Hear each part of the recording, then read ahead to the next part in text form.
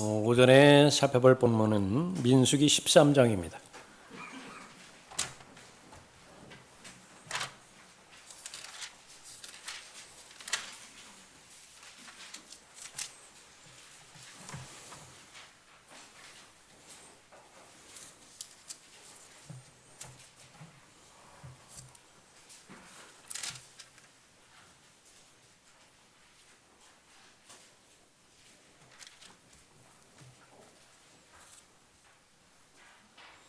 민수기 13장 25절부터 14장 4절까지 받아 읽겠습니다.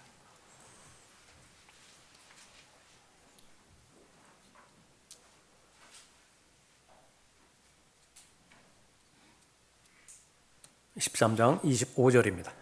그들이 40일 후에 그 땅의 정탐에서 돌아왔더라. 그들이 파란 광야 카데스에 이르러 모세와 아론과 이스라엘 자손의 모든 회중에게로 와서 그들과 온 이스라엘의 회중에게 소식을 가져오고 그 땅의 열매를 보여주었더라. 그들이 모세에게 고하여 말하기를 당신이 우리를 보냈던 그 땅에 우리가 갔더니 과연 젖과 꿀이 흐르며 그것은 그 땅의 열매니이다. 그러나 그 땅에 사는 백성은 튼튼하고 성읍들은 성벽으로 둘러있고 매우 컸으며 뿐만 아니라 우리가 거기에서 아낙 자손을 보았나이다. 아말렉인들이 남쪽 땅에 살고 히딘들과 여부스인들과 아모리인들은 산지에 살며 가나안인들은 해변과 요단 강변에 살더이다 하자. 칼렙이 모세 앞에서 백성을 안정시키며 말하기를 우리가 당장 올라가서 그것을 차지하자. 이는 우리가 능히 이길 수 있음이라 하더라. 그러나 그와 함께 갔던 사람들이 말하기를 우리가 능히 올라가서 그 백성을 칠 수 없으리니 이는 그들이 우리보다 더 강함이라 하더라. 그들이 탐지했던 땅에 대하여 이스라엘 자손에게 나쁜 소식을 가져와 말하기를 우리가 탐지하러 갔던 그 땅은 그 거민들을 삼키는 땅이요 거기에서 우리가 보았던 백성은 키가 큰 사람들이었으며 또 우리가 거기서 거인들을 보았는데 거인들에게서 태어난 아낙 자손들이라. 우리들의 눈에도 우리가 메뚜기들 같았으며 그들의 눈에도 우리가 그와 같았을 것이라 하더라.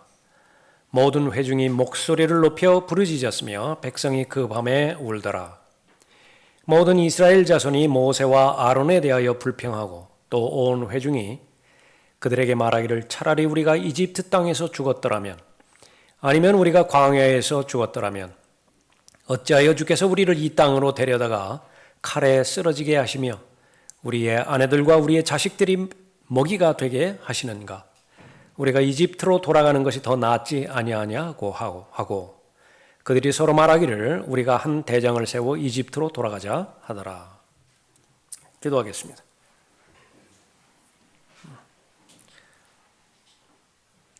아버지 하나님, 사람이 빵으로만 사는 것이 아니라 하나님의 입에서 나오는 모든 말씀으로 살 것이라고 저희들에게 가르쳐 주신 이래로 신실하게 하나님의 말씀을 통하여 하나님의 진리의 지식에 이르게 하시고 또 그리스도의 충만하심에 장성한 분량에까지 이르게 해 주시니 은혜 베풀어 주심을 감사를 드립니다. 주님 앞에 영과 진리로 드려지는 경배를 하나님께서 기뻐 받아들여 주시는 가운데 이제 하나님의 말씀을 각 사람에게 선포하는 시간입니다.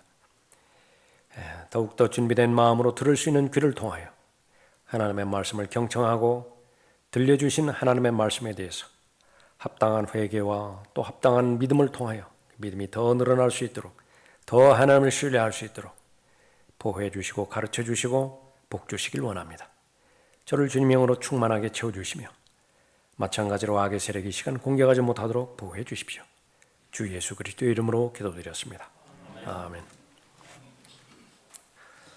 미래지향적인 삶이라고 하는 제목으로 말씀드리겠습니다.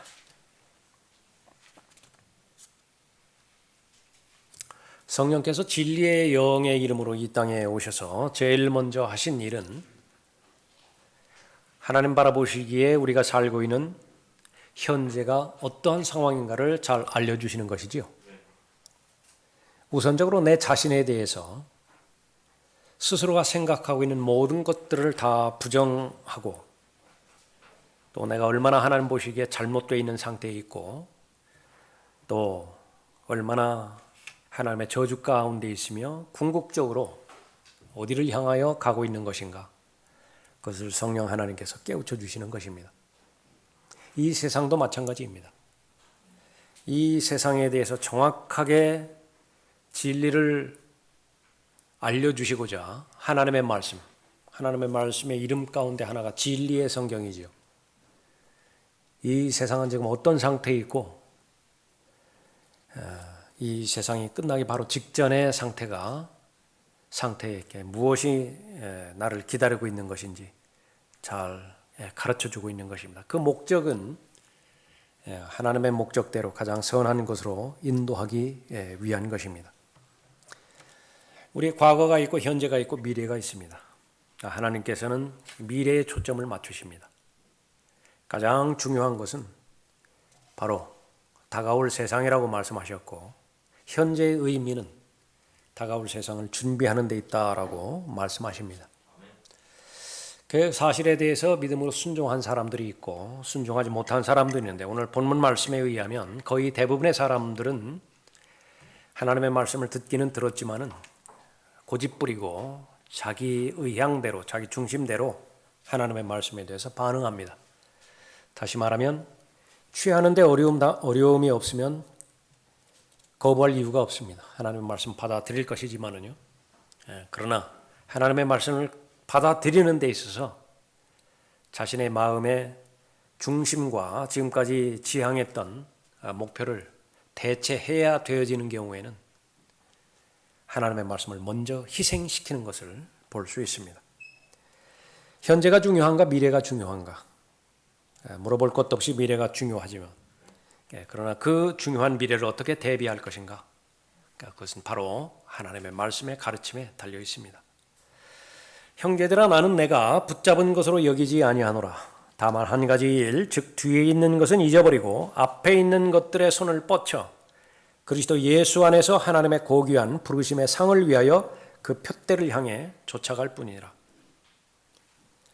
구원받은 사도 바울이 믿는 모든 자들에 대하여 나를 본받으라 말씀하셨는데 그것은 바로 그 시각까지도 본받으라고 말씀하신 것이죠.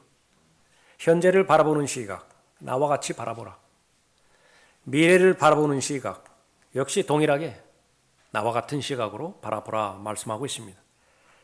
그 바울이 바라보는 영적인 안목은 바로 하나님께서 보여주신 안목이기 때문에 그런 것입니다. 오늘 본문 말씀, 미래를 대비하는 사람이 있는가 하면 미래 중심적으로 살아가는 사람이 있는가 하면 늘 과거로 돌아가지 못해서 안달을 하고 과거 지향적이기 때문에 현실에서 마주치는 모든 것들은 다 의심하고 불평, 불만을 삼는 삶들을 우리가 보는 것입니다.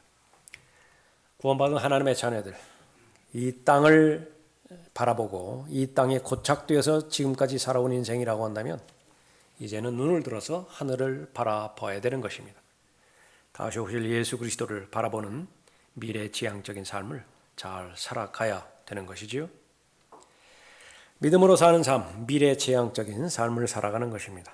어떠한 삶인 것인가? 첫 번째, 모든 생활에 있어서 의식적으로 하나님을 포함시키는 삶입니다. 나의 삶의 모든 부분에 있어서 하나님의 존재하심을 인정하는 삶을 말하는 것입니다. 여러분이 잘 알고 계시는 민수기 13장, 14장 본문입니다. 이 부분이 얼마나 중요한 것이었던지 간에 두 장에 걸쳐서 신약성경 두 장에 걸쳐서 이 부분을 재해석하고 너희들만큼은 그렇게 마음이 완악한 자들이 돼서 하나님의 복을 누리지 못하는 자들이 되지 말라 경고하지요. 히브리서 3장이고 히브리서 4장입니다.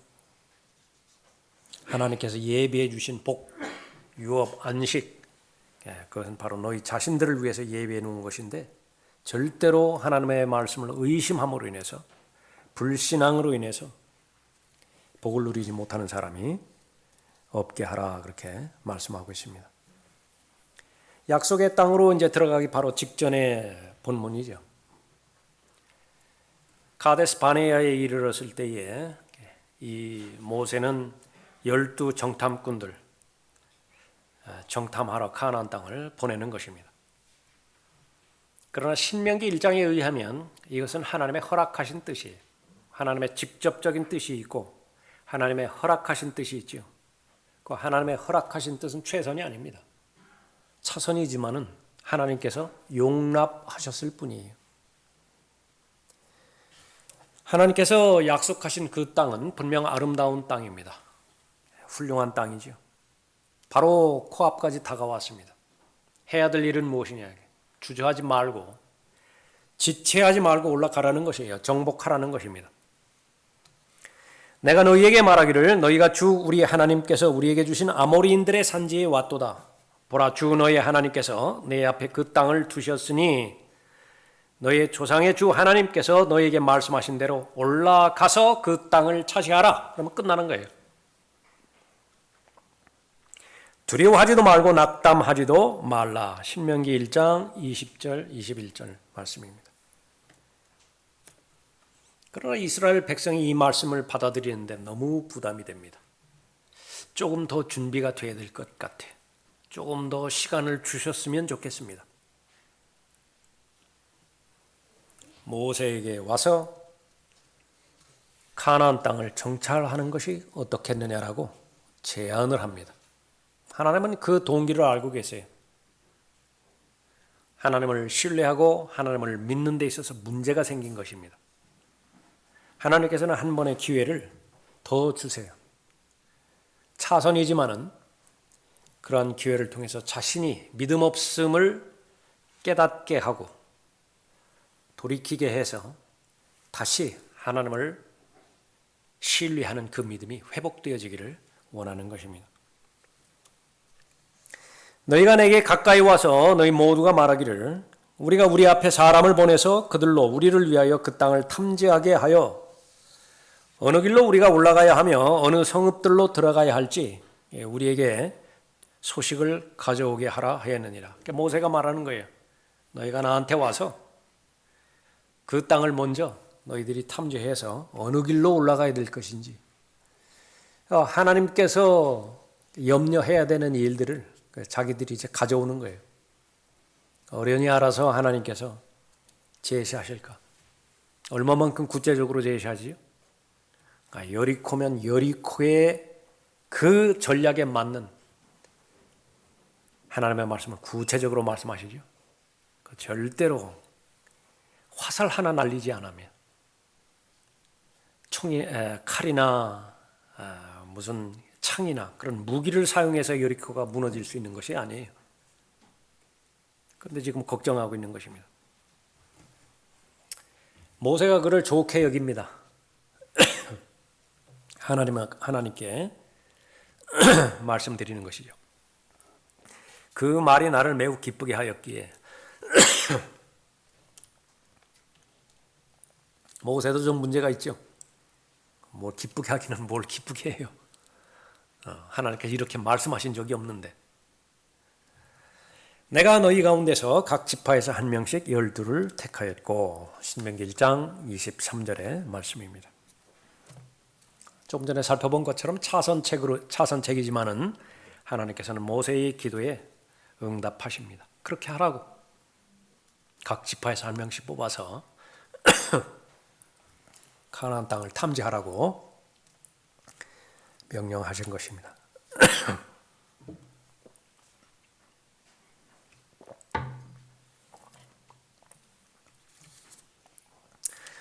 무슨 특출난 정보가 더 얻게 할 것이라고 그렇게 기대한 것은 아니에요. 이스라엘 백성의 믿음, 그것을 강하게 하기 위한 하나의 방편으로 허락하신 것입니다. 하나님만큼 가나안 땅에 대해서 잘 알고 있는 분이 어디 있어요? 어떤 민족이 살고 있는 것인지 이 사람 갔다 와서 다 보고하죠. 이미 다 알려진 사실이에요. 새로운 보고가 없어요. 새로운 정보가 없는 것입니다. 더더군다나 이러한 적들에 대해서 어떻게 멸망시킬 것인가? 이 사람들은 갔다 와서도 그건 몰라요. 하나님은 이미 알고 계시는 것이죠. 굳이 그 땅을 탐지하기 위해서 정탐꾼들을 보낼 필요가 없었던 것입니다. 인간의 타락한 본성, 그 사람의 믿음이 어느 경지에 있든지 간에 믿음으로 행하는 것보다는 눈에 보여지는 것으로 행하기를 더 원합니다. 그래야 안심이 돼요. 이것을 극복해야 되는 것이 바로 믿음의 사람들의 과제이지요. 하나님의 직접적인 말씀이 분명히 깨달아지고 해석하고 공부하고 자시고 할 것도 없이 너무나 명백하고 분명한 말씀임에도 불구하고 자신의 의견에 동조할 수 있는 인간의 말을 더 신뢰하는 것이 인간의 타락한 본성입니다. 분명히 내가 하나님의 말씀을 듣고 하나님의 말씀을 묵삭하는 가운데 나에 대한 하나님의 뜻을 알았어요. 그런데 옆에 있는 사람이 그 하나님의 말씀을 완화시켜 주기를 원합니다. 그런 말을 해 주기를 원해요. 그래서 상담을 요청합니다. 이미 청해놓고. 하나님께서는 그러한 부분에 우롱당하지 않으세요. 그럼 듣고 싶은 말을 듣게 합니다. 거짓 교사냐 아니면 참된 교사냐. 성경 교사를 말하는 거죠. 그것은 하나님의 말씀을 근거로 해서 제시를 합니다. 정직하죠. 하나님의 사람들 모두가 다 일관되게 하나님께서 말씀하신 그 말씀의 기준에서, 말씀의 표준에서 다른 사람들을 인도합니다. 그러기 위해서는 자신의 본성을 거슬러야 됩니다. 이 사람들은 자신의 계획대로 가나안 땅을 탐지하러 갔죠. 정탐했습니다. 그리고 그 결과로 풍성한 과일을 가져왔습니다. 그런데 문제는 이제 나쁜 보고로 이스라엘 백성의 마음을 낙담시킨 것이에요. 사람의 말에 능력이 있죠. 대단한 능력이 있습니다. 죽이기도 하고 살리기도 해요. 우리는 선한 보고를 해야 되는 사람입니다. 아무 근거 없이 앞으로 좋을 것이다 그렇게 말하는 것이 아니라 그 근거는 하나님의 약속의 말씀에 기반을 둔 사람이죠. 하나님께서 간섭하실 것이고 하나님의 은혜가 임할 것이고 말씀에 순종하는 한 그렇기 때문에 지금 현실은 아무리 부정적으로 보인다 하더라도 하나님의 말씀대로 될 것이라고.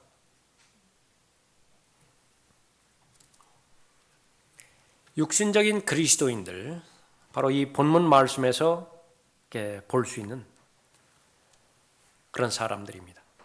하나님께서는 상속에 대해서, 유업에 대해서, 보상에 대해서 알기 쉽게 여러 곳에 걸쳐서 말씀해 주셨어요. 그것이 얼마나 중요한 것인지 중요성에 대해서도 말씀하고 계십니다. 알지 못하는 것이 아니에요. 하나님의 말씀을 탐구하면, 하나님의 말씀을 성찰하면 곳곳에서 그 광맥을 발견할 수 있는 것이죠. 이따금씩 하나님의 복도 맛을 봅니다. 하나님께서 어떻게 나를 보호해 주시고 어떻게 축복해 주셨는가 그것을 보지만은 그러나 거의 대부분은 다시 하나님을 의심하고 현실의 기반 위에서 인간의 본성을 더 중요하게 여겨서 하나님의 약속에서 벗어나게 만드는 것이죠. 그 땅을 탐지하고 나서 이제 결정을 해야 되는 그런 상황에서 아주 불행하게도 그러나라고 말을 합니다. 그 땅은 하나님께서 말씀하신 대로 젖과 꿀이 흐르는 땅이지만은 그러나 우리가 결정하는 것은 바로 우리가 침범할 수 없는, 우리가 정복할 수 없는 그런 땅이라고 말하는 것입니다. 38절 보십시오. 28절 보십시오.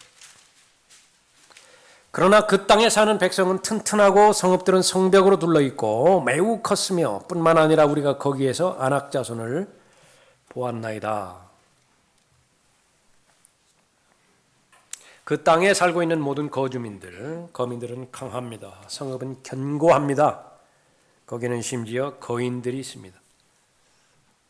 그래서 나중에 자신들을 비유하기를 메뚜기로 비유를 하는 것이죠.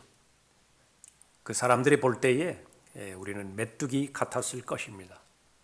그 사람들의 견지뿐만 아니라 우리 자신도 그렇게 보는 것입니다. 칼렙이 눈치챕니다. 이렇게 돌아가는 것은 하나님께서 원하시는 것이 결코 아닌 것입니다. 우선 하나님의 말씀에 근거해서 혼란에 빠진 이 백성들을 안정시키지요. 용기를 주지요. 위로를 하지요. 결국은 하나님의 말씀으로 되돌려 놓고자 하는 것입니다. 30절 보십시오.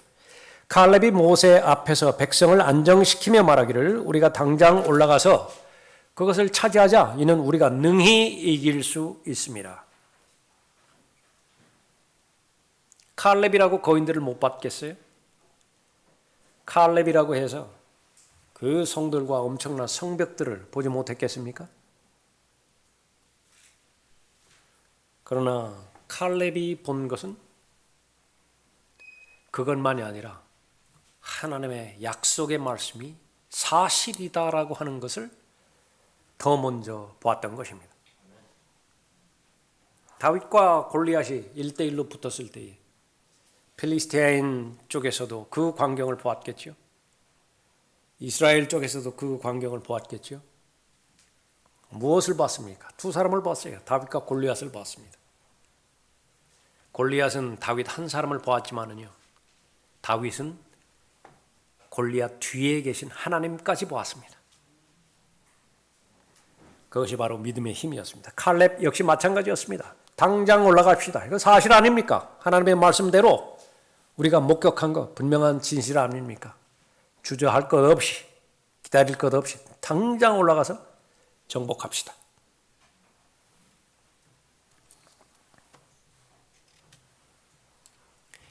백성의 반응은 다수결입니다. 31절에 그러나 그와 함께 갔던 사람들이 말하기를 우리가 능히 올라가서 그 백성을 칠 수 없으리니 이는 그들이 우리보다 더 강함이라 하더라.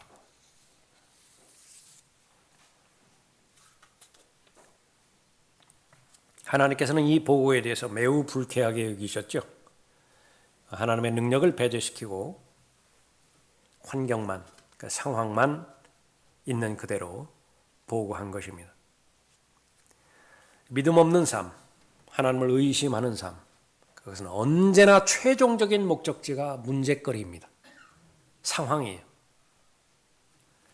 반면에 하나님께서 기뻐하시는 참된 믿음의 사람, 참된 하나님을 믿는 신앙, 그것은 그 문제를 해결하실 수 있는 하나님의 해답에 초점을 맞추는 것입니다. 많이 들어본 말이죠. 문제 없는 가정 없습니다. 문제 없는 교회 없고요. 문제 없는 인생 없습니다. 그러나 동시에 해결되지 못할 문제도 없어요. 하나님을 믿는 사람의 고백이기도 하는 것입니다.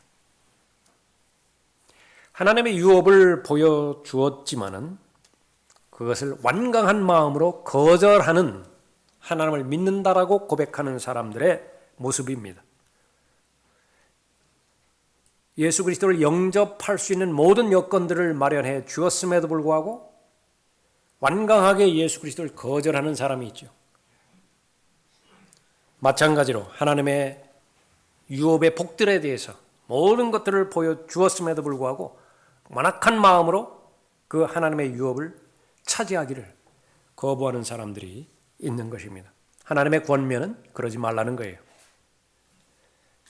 다른 것들에 있어서 실패한다 하더라도 하나님의 말씀에 대해서는 실패하지 말라고 경고하는 것입니다.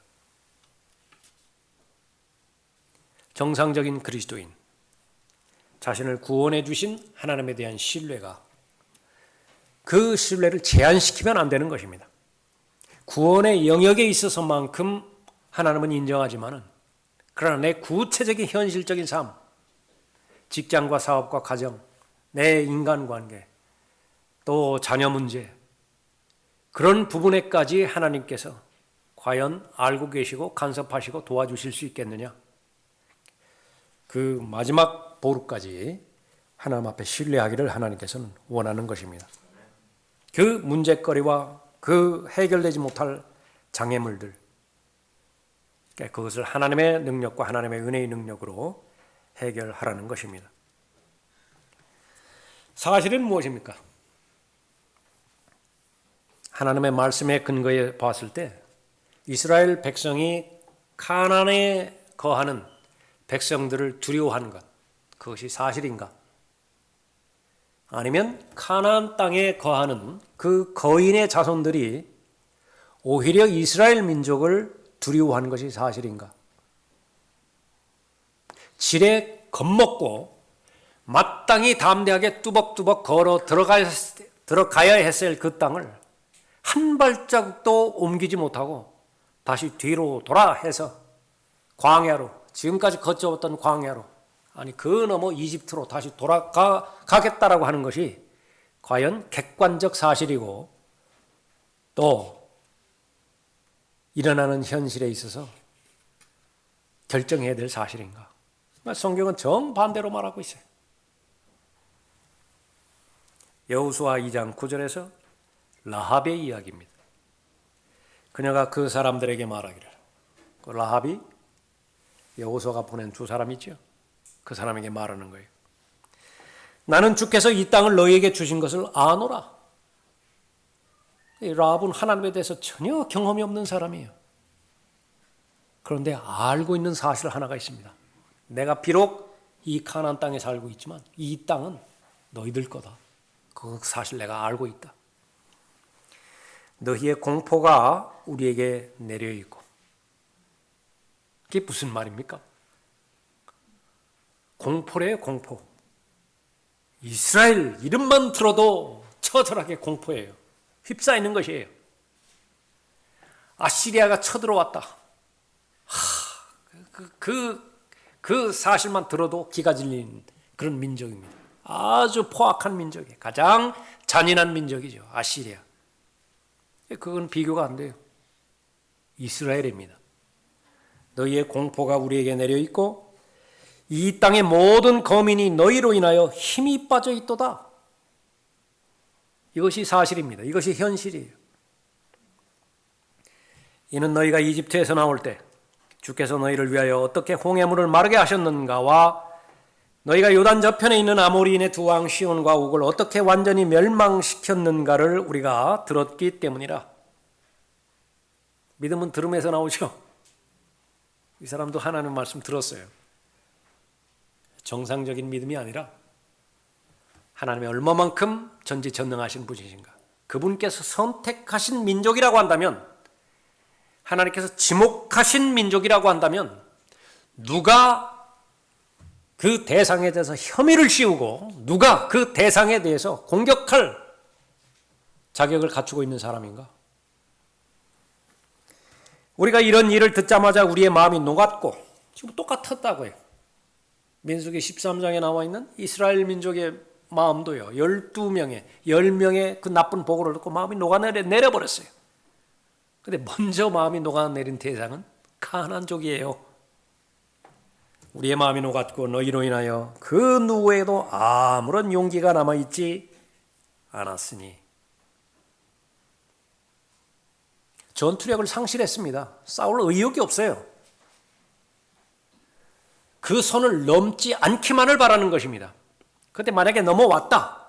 요단강을 넘어서서 그 다음에 제일 첫 번째 성인 여리코 성을 지금 한 바퀴 돌았다. 그러면은 더 이상 승산이 없어요. 아무런 용기가 남아있지 않았으니 이는 주 너희의 하나님은 위로는 하늘에 아래로는 땅에 계신 하나님이라. 이 전지전능하신 하나님의 능력을 전혀 활용하지 못하게 만드는 것이 열등감입니다. 사람들에게 알려지는 메뚜기 콤플렉스예요. 전혀 사실이 아님에도 불구하고 한 걸음만 내디디면 바닷물이 열려버린다고요. 그 한 걸음이 생명입니다. 그런데 그 한 걸음을 디뎠다라고 한다면 열리지만은 안 내디디면은요, 무한한 능력이 계신 하나님을 자신과는 아무런 관계가 없는 것입니다. 그리스도인이 범하는 죄, 그 땅을 탐지하러 갔던 10명의 정탐꾼이 범한 죄와 같은 것입니다. 믿는다고 하면서 실제 삶에서는 하나님의 능력을 배제시키고 자신이 할 수 있는 능력만 믿어요. 늘 자신과 비교해서 살아가는 것입니다. 내게 닥친 문제, 내가 해결할 수 있는 능력인가? 그렇지 못한가? 계산합니다. 내가 해결할 수 있다라고 한다면 내가 지금 가지고 있는 자원 가지고 해결해냅니다. 그러지 못하다고 한다면 포기해버려. 그러나 그것은 어떤 형태로든지 하나님께서 원하시는 방법이 아닙니다. 항상 물어봐야 돼요. 내가 할 수 있는 문제인가? 그건 접고요. 이 문제까지도 하나님께서 하실 수 있는 영역인가? 그것을 물어봐야 됩니다. 내게 계시는 분이 바로 하나님이시고 내게 계신 목적은 무엇이에요? 나를 보호하시고 나를 인도하시고 나의 문제를 해결해 주심으로 인해서 하나님을 더욱더 신뢰하게 하실 그런 목적이죠. 내가 가지고 있는 인간적인 자원만으로 생각한다고 한다면 그것은 좌절의 연속입니다. 낙담의 연속인 것이죠. 이 사람들이 믿음이 없음으로 인해서 하나님의 말씀을 의심함으로 인해서 사실에 있는 상황을 왜곡시켰습니다. 조금 전에 살펴봤었죠. 정작 두려워해야 되는 대상은 가나안 민족이었지만은 거꾸로 생각하고 있는 것입니다. 하나님의 말씀까지도 왜곡시켜버렸습니다. 그 땅을 밟으라고 주었는데, 정복하라고 주었는데, 이용하라고 주었는데, 향유하라고 주었는데 오히려 그 땅이 거민을 삼킨다고 말했죠. 사람을 잡아먹는 땅이라고 말했어요. 그것은 건드리지 않는 것이 좋겠다. 미래지향적인 것보다는 과거 회귀적인 사고방식에서 벗어날 수 없었던 것입니다. 왜 그렇죠? 14장이 넘어가니까요. 계속 이집트로 돌아가지. 이집트로 돌아가자고. 노예 생활 그리워하는 것입니다.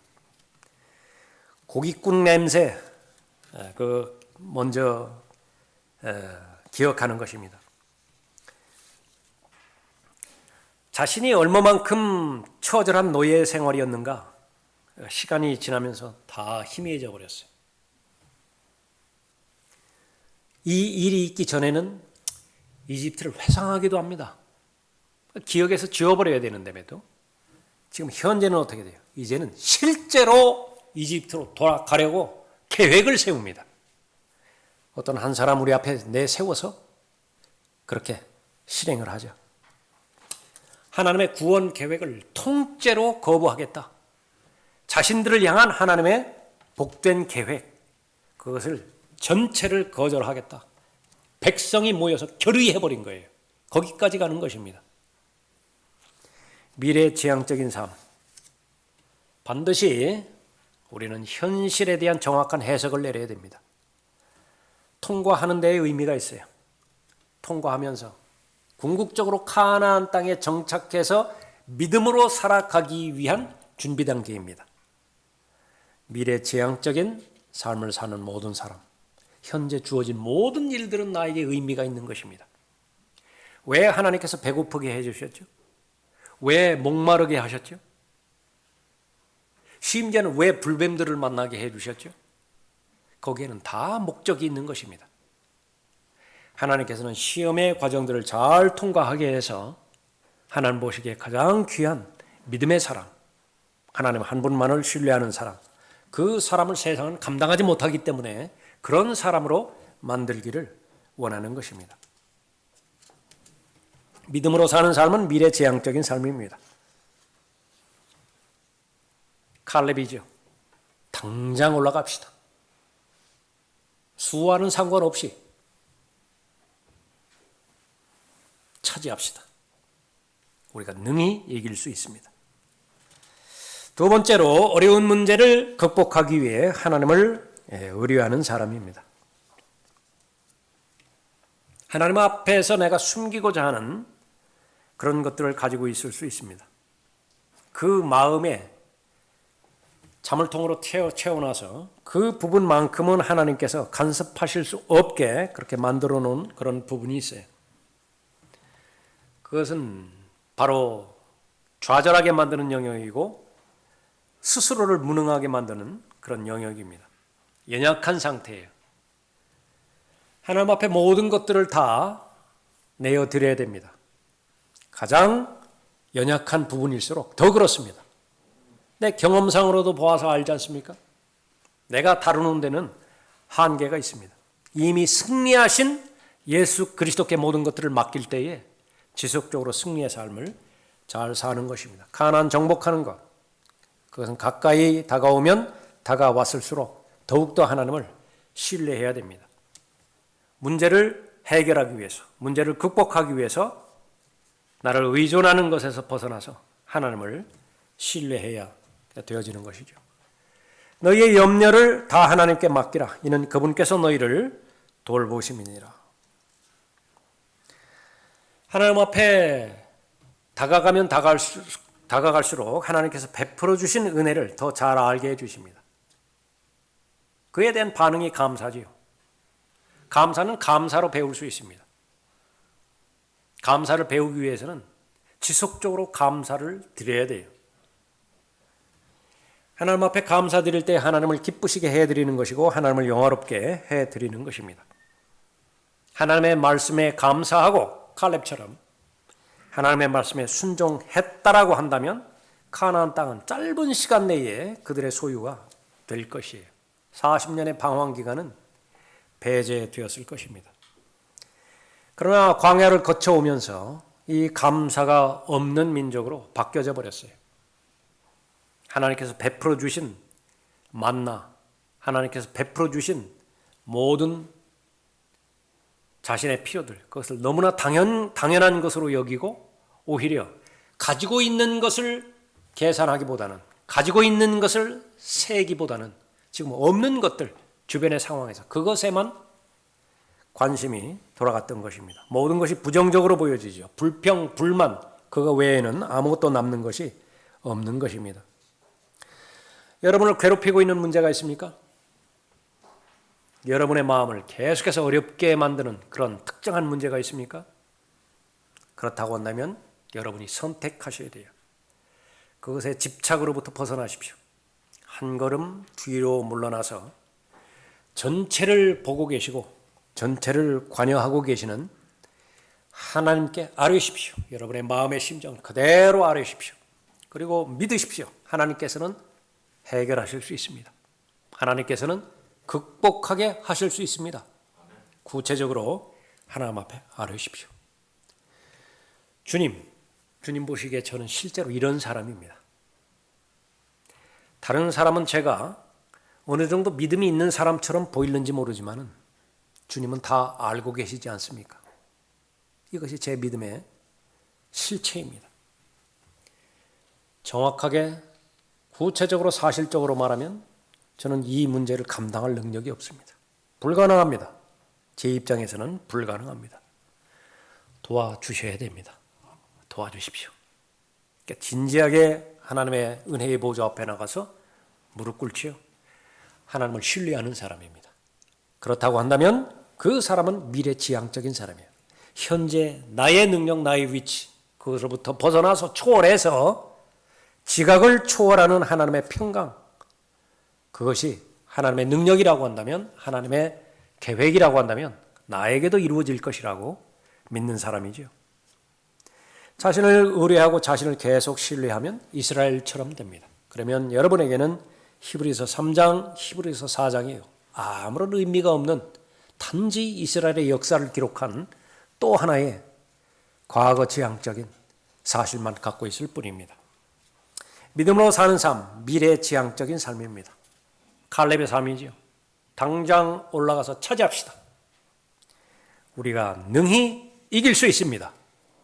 아무런 근거 없이 객기에서 부르짖는 말이 아니라 이미 수없이 들어왔던 하나님의 약속의 말씀이에요. 그런데 때가 되지 않아서 그 하나님의 말씀이 적용되지 못했는데 지금은 바로 그때예요. 눈으로 목격한 것입니다. 세 번째로 너무 작은 것에 만족하지 말라는 것이에요. 너무 작은 것에 만족하지 말라. 하나님께서는 계속해서 믿음의 새로운 영역을 보여주시는 것입니다. 이집트에 살았을 때에 그때도 하나님의 은혜와 자비 가운데서 살았겠죠. 거기에 만족하는 사람도 있었을 거예요. 특히 유대인 중에서 완장 찾던 사람들이 있겠죠. 노예를 부리는 데 있어서 이집트에 관원으로 승격한 유대인도 있습니다. 거기에 만족했던 사람도 있었을 거예요. 하나님께서 이집트로부터 탈출을 시켰습니다. 이집트로부터 끄집어내셨죠.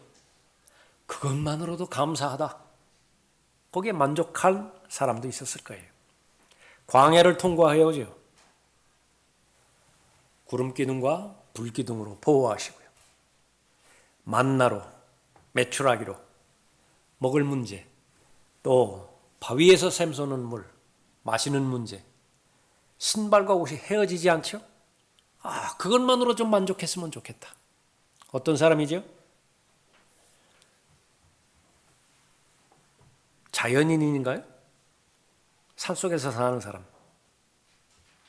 가장 행복하다면서요.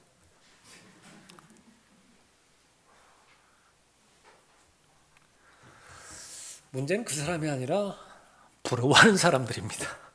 나도 저 사람처럼 됐으면 좋겠다. 그러한 것이 만족의 실체라고 한다면, 행복의 실체라고 한다고 한다면요, 멀리 갈 것 없이 여러분 안방에 있는 애완견을 부러워하면 됩니다. 그 산속에 묻혀져 있는 사람이 가지고 있는 만족과 행복은요, 그냥 안방에서 거실에서 왔다 갔다 하고 먹을 문제 해결되고 있는 애완견이 가지고 있는 만족과 행복하고 똑같은 것이. 만족하실랍니까? 너무 작은 것에 만족하지 않는 것입니다. 광야에서 만족한다고 한다면 거기는 노후 대책 신경 쓸 거 없어요. 하나님께서 보장해 주시는 것입니다. 먹는 문제, 입는 문제, 문제될 것이 없어요. 무슨 북한에서 만드는 북핵을 걱정하겠습니까? 조금 전에 살펴봤던 이태원에서 할리우드인가 뭔가, 할리우드이 아니라 뭐죠? 할로윈? 깔려 죽는 그런 문제가 있는 것인가? 하나님께서는 그런 것에 절대로 만족하지 않습니다. 하나님의 자녀가 하나님의 형상으로 만드셨어요. 하나님의 차원에서 만드셨다고 말이죠. 하나님께서 그 대상만을 위해서 계획하신 독특한 계획이 있습니다. 그러한 작은 만족을 위해서 그러한 만족된 삶을 살라고 갈보리 십자가에서 아들을 그렇게 고난받게 하지 않으셨어요. 똑같이 아들과 같은 수준으로 살기를 원하셨던 것입니다. 칼렙이 고백합니다. 이제 보소서 주께서 이 말씀을 모세에게 말씀하신 이래로 이스라엘 자손이 광야에서 방황하던 동안 주께서 말씀하신 대로 45년간을 나로 살게 하셨나이다. 칼렙이 40세의 그 순간을 떠올리고요. 그 이후로 45년 동안 세월이 흘렀음을 말하는 것입니다. 85세 된 칼렙의 고백입니다. 나는 모세가 그날 나를 보내었을 때처럼 오늘에도 여전히 강건하며 나의 힘이 그때처럼 지금도 강건하여 전쟁을 위하여 나가고 들어올 수 있나이다. 40대의 칼렙의 근력과 85세 때의 칼렙의 근력이 같다, 그 말이 아니에요. 같을 수가 없죠. 45년이 지났는데 어떻게 같아요? 젊은이인데 늙은 노인네가 있을 수 있고요. 노인네인데 팔팔한 청년으로 계속해서 살아가고 있는 사람이 있습니다. 하나님께서는 청년을 좋아하십니다. 젊은이를 좋아하세요. 하나님 앞에서 노인네는 존재하지 않습니다. 85세의 고령임에도 불구하고 계속해서 정복자로서 미래지향적인 삶을 살았던 사람입니다. 여호수아는 120세까지도요. 죽을 때까지도, 하나님께서 불러가 주실 때까지도 계속해서 미래지향적인 삶을 살다 간 사람입니다. 정복하기 어려운, 제일 어려운 것, 그거 제게 주십시오. 내게는 하나님이 있습니다. 그러므로 이제 그날에 주께서 말씀하신 이 산을 내게 주소서. 거기에는 안악인이 있고 그 성읍들은 크고 방백을 둘렀다는 것을 당신도 그날 들었거니와 만일 주께서 나와 함께 하신다면 주께서 내게 말씀하신 대로 내가 그들을 쫓아내리이다. 주께서 나와 함께 하신다면, 이거 하나만 봤다고요. 주께서 나와 함께 하신다면, 여호수아가 여푼네의 아들 칼렙을 축복하고 그에게 헤브론을 유업으로 주었더라. 그러므로 헤브론이 오늘까지 크네스인 여푼네의 아들 칼렙의 유업이 되었으니 이는 그가 이스라엘의 주 하나님을 온전히 따랐습니다. 미래지향적인 삶이에요. 언제까지 따르죠? 약속의 말씀이 나에게 있어서 100% 성취될 때까지 나는 만족하지 않습니다. 작은 것에 만족하지 않아요. 이것은 작은 것입니다. 하나님 앞에 드려지는 기도 제한시키지 마십시오. 무엇이든 기도하세요. 여러분의 물질을 위해서 하나님 앞에 기도하십니까? 잘하고 계시는 것이에요. 기도하세요. 여러분의 건강, 여러분의 체력을 위해서 또 병을 위해서 하나님 앞에 기도하고 있습니까? 예, 잘하고 있습니다. 기도하세요. 잘못되어 있는 사람들의 가르침 가운데 하나가 그리스도인이라고 하는 사람들이 어떻게 그렇게 물질적인 것에만 기도할 수 있는 것이냐? 현실적인 것에만 기도할 수 있는 것이냐? 영적 바리새인이에요. 그런 가르침에 따르지 마세요. 여러분이 필요한 모든 것들은 하나님 앞에 아뢰야 됩니다. 간구하세요. 그리고 점점 더 여러분의 믿음의 분량이 커감에 따라서 더 많은 것들을 하나님 앞에 간구하세요. 추구하세요. 여러분의 몸의 필요와 혼의 필요와 또 영에 있어서 필요, 그 가운데서도 어떤 것도 하나님께서는 결핍되기를 원하지 않습니다. 오히려 하나님 앞에 다가가서는 성도들의 믿음의 자세에 또 다른 극단의 하나는요, 시시하게 보는 것입니다. 현재 내가 추구하는 것들, 그것은 어떠한 믿음도 아니고 어떠한 강한 사람도 아닌 것입니다. 하나님께서 하실 수 있는 것이라고 한다면 모두가 다 구하는 것이 성도의 마땅한 기도의 삶인 것입니다. 하나님께서는 하나님의 약속을 부여받은 모든 사람이 그 하나님의 말씀을 있는 그대로 받아들여서 하나님께서 동행하심으로 인해서 그 약속을 이루기를 바라시는 것입니다. 마귀는 하나님의 약속을 의심하게 만들 것이고, 마귀는 현실에만 파묻히게 만들 것이고요.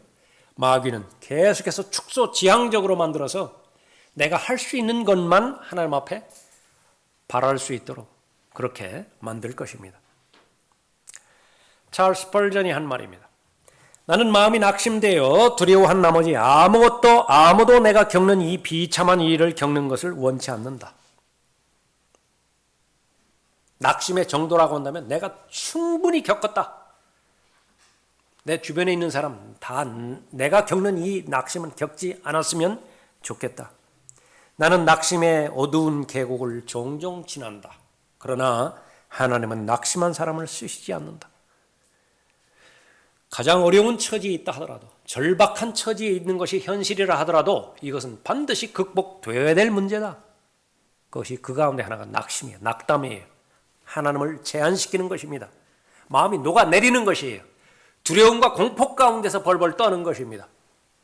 한 걸음 한 걸음 내딛는 것. 겨우 현실에 만족하고 주변의 현실의 사람들처럼 보조를 맞춰서 살아가는 것. 그것만으로도 만족한다라고 한다면 아쉬운 거예요.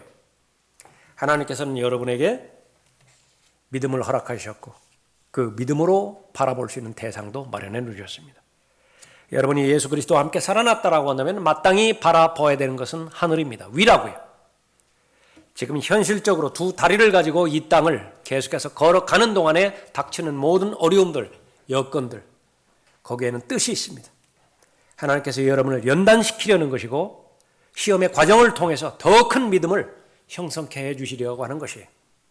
그러나 정작 하나님을 바라보는 데서 이 땅을 바라보고 나 자신을 바라보고 주어진 문제에만 파묻혀 버린다고 한다면요, 여러분 자신이 가장 불쌍할 것입니다. 여러분 자신에 대해서 연민을 느낄 것이에요. 그러나 그것은 하나님께서 바라시는 대상이, 바라는 마음이 결코 아닙니다. 그제 저하고 나눈 교제 가운데 그런 말이 있었죠. 여러분들 한 사람 한 사람을 바라볼 때는 너무나 불쌍해요. 우리 교회 가운데서 제일 나은 사람이 저 자신이에요. 그러나 그것이 그 상태에 머무른다고 한다면 여러분은 아무런 의미가 없습니다. 반드시 은혜의 보좌 앞으로 나가서 하나님 앞에 알아야 돼요. 이 사람의 사정에 대해서 일일이 말씀드려야 됩니다. 그러나 우리가 기죽지 않을 이유가 있죠. 좌절하지 않을 이유가 있다고요. 세상에 없는 것을 나는 가지고 있는 것이에요. 예수 그리스도를 나는 얻은 사람이고 지속적으로 예수 그리스도를 배워가는 사람이고 예수 그리스도 안에 있는 모든 것들이 다 나의 소유라고 말씀하세요. 구속부터 시작해서 예수 그리스도 안에 있는 구속부터 시작해서 지혜는 물론이고 그 안에 있는 모든 상속, 유업 그것이 바로 예수 그리스도 안에서 사랑하시는 이 안에서 다 예배되었고 계획되었다라고 말씀하시는 것이죠. 여러분의 어려움이 하나 해결됐다고 해서 다 끝나는 것 아닐 것입니다. 또 하나 기다리고 있을 거예요. 우리가 이 항해의 과정이 끝나는 동안에 파도는 계속해서 여러분을 기다릴 것입니다. 그러나 그 파도 하나하나마다 의미가 있는 것이고 거기에는 목적이 있습니다. 하나하나 극복할 때마다 여러분의 믿음은 더 견고해질 것이고 더 흔들리지 않는 견고한 믿음 가운데서 하나님께서는 더 많은 일들을 맡겨주실 것이에요. 그것이 밖으로 보여지는 일도 있을 것이고 보여지지 않는 일도 있을 것입니다. 그러나 그런 일들을 통해서 하나님께서는 기뻐하시고 영광 받으십니다. 비록 소수의 사람들이 가나안 땅을 들어갔습니다. 여호수아와 칼렙이었어요. 하나님께서는 오늘날도 마찬가지입니다. 절대 다수는 신뢰의 대상이 안 됩니다. 주변 바라볼 것 없다고 말씀하시는 것이죠. 무엇보다도 내 자신이 하나님의 말씀 앞에서 하나님의 은혜의 중심 안에서 견고히 서 있어서 자신을 조심하고 자신을 잘 바라보고 나는 여전히 믿음으로 사는 삶인가? 여기 대다수의 사람처럼 보는 것으로 걸어가는 것이 아니라 믿음으로 행하고 있는 사람인가? 그렇다면 그 사람은 미래지향적인 사람인데 나는 미래지향적인 어떠한 약속의 말씀을 하나님께서 나에게 주셨는가? 그 말씀이 중심이 돼서 여러분의 가정에 일어나는 문제 해석하시고요. 여러분 주변에서 일어나는 문제 해석하십시오. 하나님을 온전히 신뢰하고 너무 현실적인 문제에 집착하지 않음으로 인해서 객관적으로 여러분의 삶을 판단하고 하나님의 은혜 가운데서 여러분의 발걸음이 늘 인도되어지는 하나님의 사람이 되어지기를 바랍니다. 기도하겠습니다.